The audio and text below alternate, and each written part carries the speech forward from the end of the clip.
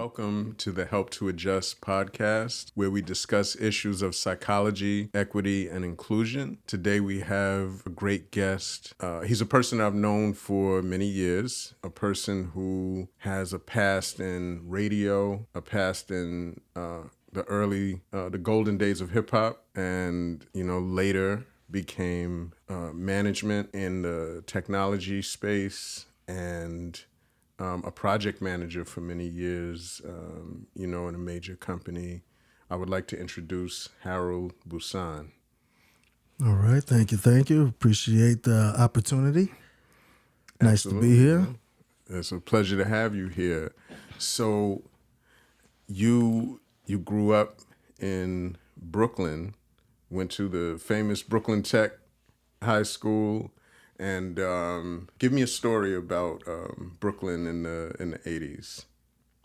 Wow. My formative years were the 90s, but growing up in Brooklyn, it was definitely a melting pot, I should say, of a lot of different factions of our community. Particularly, I grew up in Flatbush, so primarily West Indian, so it pretty much was carnival every day. Caribbean massive big up. Of course. And, during that time, it was definitely a transitional period for the city as well. There's a lot of things going on. The 80s was high in crime, that's for sure. So it was always an adventurous day coming and going. So the whole thought process is make it to school and make it home. So. Right. Now, your teenage years... 90s. Was a Deceps and Deceps and what was the other? Low Lives, yeah. All of those little groups that popped up in Brooklyn, and for the most part, Brooklyn created a lot of opportunities, I think, and also. You had a lot of pitfalls that you could fall into. And so after you left Brooklyn Tech, you went to Stony Brook. Yeah. Is that where you started in radio? Yeah. I went to Stony Brook for a couple of years. Then got introduced to radio through a partner of mine, James. And we had shared a passion in music. And it's interesting, the way it started was... I would hear some of the music that he had, and I was interested. I need to get some of these records, but I didn't want to pay for them. So I actually literally looked at the back of it was a Mobb Deep record, if I remember correctly, and I remember seeing the address of it, and then I started looking at other records that I liked, which were primarily from Def Jam.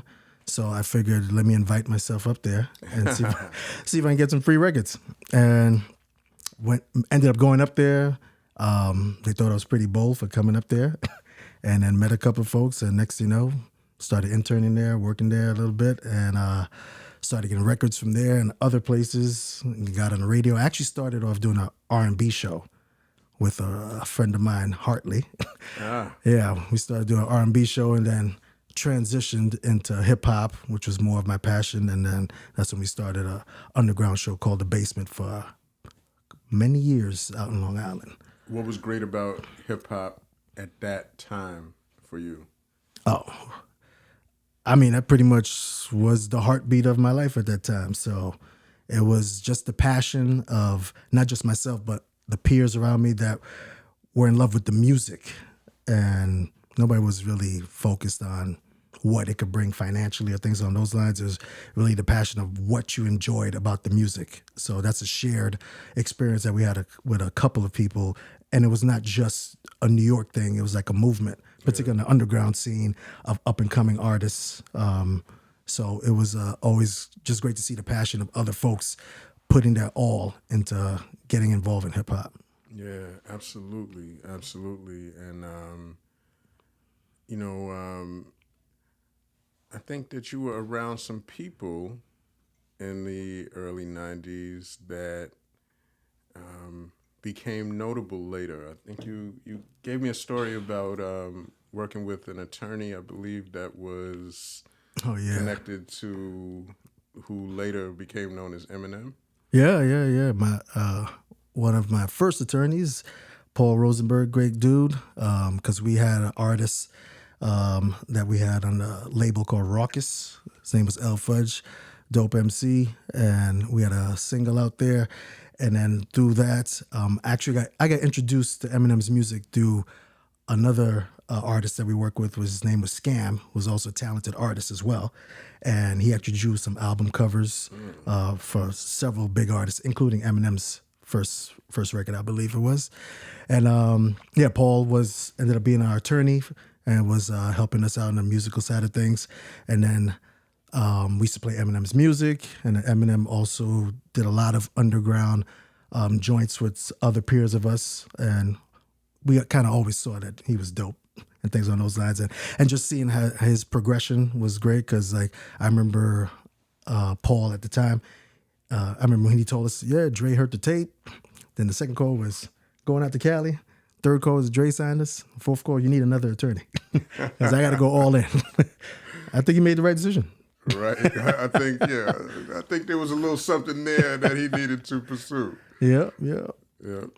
And so you graduated college maybe mid-90s and a little later, and then got into project management.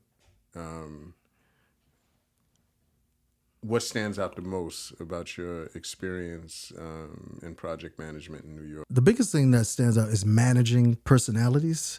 Because when I first got involved with it, I was on the customer-facing side. So dealing with different stakeholders, meaning supporting the customer as opposed to stakeholders within my company. So different personalities had to manage in terms of what perspective they were coming from. Because as a customer, they're just thinking, I need it done.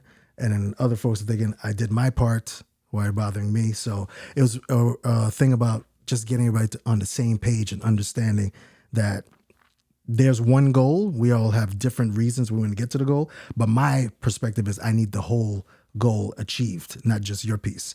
So managing those pieces and making sure that we're all playing like a well-orchestrated orchestra. Yeah. I mean, on this podcast, we've talked about microaggressions and things that happen to Black people in the workspace that are particular to us and to marginalized groups, people of color, etc. What kind of things did you experience that stood out to you as I have to be a professional, but I am conscious that this is happening to me as a Black professional? You know, one thing stands out. I won't name the company's name, but there was a client that I had back then that I had to eventually meet in person, but a lot of our correspondence was over phone or email and things on those lines. And I remember the first time I went to a meeting, it was myself and a couple other peers, and I was like the only person of color out of my team. And then I remember the client came and said, so where's Harold? I'd like to meet him. And I was like, and then I could see it took him back a bit, but he caught himself. He's like this, oh, you look as you could be my son's age. But it was a little awkward, but little things along those lines happened. Was kind of like par for the course during, at least in that sector, because primarily work with financial companies, and it was definitely not that many of us in the financial sector in that realm at that time. Right. So there was a couple of little things like that would occur here and there. Yeah. I have time and again heard stories of Black doctors being in the room with, white nurses, and someone would come in and say, where's the doctor? And they would not believe possibly that the Black person in the room was the doctor, or they would just say hello they would greet who they thought was the doctor, and it would, of course, not be, that happened to my sister. That happened to my sister a couple of times, she's told me. And they're like, oh, yeah, she's the Right. Your doctor. sister's in the medical space, correct? She's Yeah. a doctor, yeah. It's definitely happened to her. I've heard that story a couple of times. You know, in the spirit of equity and inclusion, it is great that you're working in the technology space and management. Are you able to provide opportunities? And I don't just mean a job, but could be programs or other things in the technology space? Yeah, like part of my role also is the co-lead of Black Googlers Network in the Atlanta chapter, and part of that is to help our employees that identify as Black to further their careers, and as a support system to make sure you bring your whole self and that we can support you to get to where you want to go. So part of that is to provide some tutelage, some avenues for progression within your career and things on those lines. And part of that is outreaching to the community and bringing them into the technology space and showing that there is opportunities for us there as well. So there's a variety of programs that I do share with folks, and kind of put them on into here's what's going on here, here's what's going on there, and kind of at least give an idea of a path that it can be taken to form your own story within that space. Yeah. But that's definitely a day-to-day thing. And also just representation itself and showing that we are in that space, I think, is a big thing, because like I've spoken at schools and to students before, and a lot of times the students, you know, when they first see me, they don't know what to think. And then when I tell what I do, they're like, they get more intrigued, but because I can see that they see themselves in me. And I make sure that I relay that to them. I was just like you.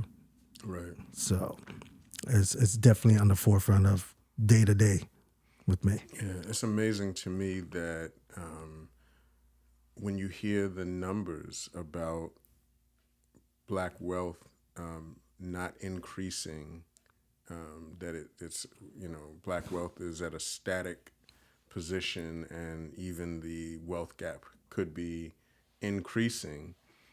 It's amazing to me because there is a lot that I see in the way of inclusion. I mean, do you think it could be a lot better, or how do you see the level of inclusion in the technology space? Yeah, in the technology space, it's getting better. It's not where we need it to be yet, but technology is definitely a differentiator, because the barriers of entry are getting lower, because with technology, we're in a knowledge society. So if you're looking to get the knowledge, you can leverage that knowledge with technology to change your future. Mm-hmm. So I think the more people are plugging in into finding that out, that gap can decrease. The gap is still there, though, no doubt about it. But just from my time in technology, I've definitely seen it increase. Matter of fact, I went to a conference in, I forgot what month, but it was called Afrotech. And when I went to Afrotech conference, if you see the variety of Black folks there in different positions all over the world on the tech space, I would never have imagined that 10 years before. Right. And now it's like we're in that space and we're flourishing, and it's increasing. We're bringing more folks in. Yeah. So I think it's definitely going to get better. And then bridging the gap, to me, the bridging the gap is really going to come on an ownership level, because that's where the gap is really made up, on ownership level. So it's one step at a time, but I think we have to have that mindset of not just creating, but owning. Yeah, my own daughter got involved with Black Girls Code. Oh, okay. Here in New York, and she was very interested in it. Like, you know, she said that if there was any program that she would do again or do more of, it would be that. And my son is into coding also, you know, so it's you know, I see a lot of possibilities in the technology space. Oh, yeah, for sure. Because, like, even if you look at some of the most popular apps and things on those lines, the cultural aspect of some of these apps that flourish comes from a lot of creativity from the Black community. So it's a lot of creators So we just need to match that with a lot of ownership too, and owning some of that intellectual property and things on those lines. And that's how the equity can be more balanced. I often think about New York City being a place where a lot of people who work for, in my space, being a past educator, I see that people who work for ACS or people who work for the New York City Department of Education, these individuals go on to get their bachelor's degree, they go on to get their master's degree because they can get promotions at their jobs. In fact, I think that the New York City Department of Education has probably inspired more people to get their masters than many organizations that I can think of. But eventually got your MBA. Yeah. And that was a while after you got your bachelor's, right? Yeah, I got my MBA while I was already in the midst of my career. And part of that was to increase my attractiveness in the workforce, and have that extra leverage, I should say, in terms of expectations of a certain compensation that I'm accustomed to or want, and making sure that I can't be lowballed, so to speak. Right. So that definitely was the impetus of it. And also coming from a Haitian family, mine in particular, who lives and breathes education. So there was always that support there to always what's next. I mean, my mom is still asking what's next. Oh, you want to get a law degree now? So it never ends. So that's right. Just the way it is. I'm glad you brought that up. There is, within the Haitian community, I've done therapy with Haitian people who have told me that there is a level of what you just described, that it just doesn't stop, the expectation for you to do more. As a child, people described maybe not being hugged and kissed as much, and even the words of affirmation didn't come as much, but there was no doubt that their parents loved them and wanted to make sure that they had what they needed and wanted to do well. Do you relate to that? Yeah, portions of it, but I definitely lucked out on the hugging and hugging side of things. My parents has always been affectionate to me, so I was definitely lucky in that. It was not the norm, but the affection was there. But the expectations was definitely always there. It wasn't a thing of, oh, you think you might go to college? It was always like, when you do that, or when you do this, what are you going to do next? So that was instilled since I can remember. That's probably my first memory. And then also I remember my mother, when she was studying to be an RN, I used to help her, like reading the medical books, like helping her when she was studying. So, how old were you? I probably was like 10 or something like that. I probably still remember some of the stuff. That's why they thought I was going to be a doctor. Because she's like, read this to me. You go ahead and read this. Yep. I knew the blood flow through the heart. I knew it by heart. I don't remember it no more. But stuff like that. So it definitely was something that was ingrained in us. Because, like, yeah, my brother, he has masters as well, sisters, doctor, and, you know, various folks in our family. That's just, and that's the thing is, like, what I like about it is it's supposed to be normal to achieve. It shouldn't be out of the norm. Right. So that's what I do like, that aspect of it. Some take it a little too far. So I can understand some of the therapy that some of your clients may have when it comes to that. Yeah. But as being the middle child, I always find my own path within those parameters to make sure, you know, I can still be me. It's one of those things that you have to, that you hope people can find some balance about, because people, I mean, and we're talking about Haitian people now, but I have talked to people from different Caribbean countries who have told me versions of the same. Parents wanted them to buy a house. Parents wanted them to accomplish, get degrees, etc. And it's what you said is right. It's normal and it should be normalized. But then sometimes it's to the exclusion of realizing that this person may have a different path than what you as a parent expected. We talked about in African American families, there was a propensity to tell kids to get city jobs. And that's the thing, because the mindset of the generation before us was just to make sure you always are comfortable. And the new generation, I'm not talking about mine, but the generation after us, it's about emphasizing your time and doing what you want to do and enjoying it. So that's a big shift. And in the middle is my generation, which we were just kind of feeding off of the progress of our generation before and then take it the next step.